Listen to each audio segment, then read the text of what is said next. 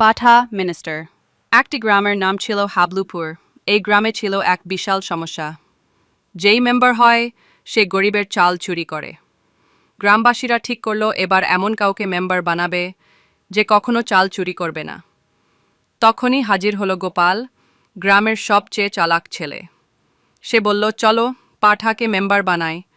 পাঠা তো আর ঘুষ খাবে না।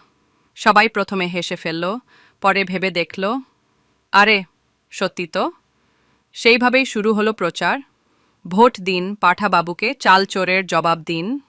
গ্রামে বাজল ঢোল, পোস্টারে পাঠার ছবি, নিচে লেখা, আপনার ভরসা পাঠা মেম্বার। ভোটের দিন পাঠার সামনে কলা পাতা, ঘি ভাত আর ফুলের মালা। গ্রামের বুড়ো থেকে বাচ্চা সবাই তাকে ভোট দিল।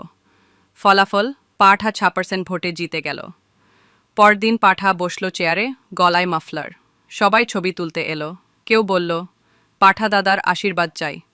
কিন্তু একদিন পাঠা হঠাৎ বাজার থেকে গাজর নিয়ে পালিয়ে গেল। তখন গোপাল বলল, এইটাই হচ্ছে একমাত্র সমস্যা। পাঠা ঘুষ না খাক, কিন্তু গাজর তো ছাড়বে না। সেই থেকে হাবলুপুরে একটি প্রবাদ চালু হলো, যদি মন্ত্রী হয় পাঠা, চাল নয়, চিবাবে গাজর আর পাতা।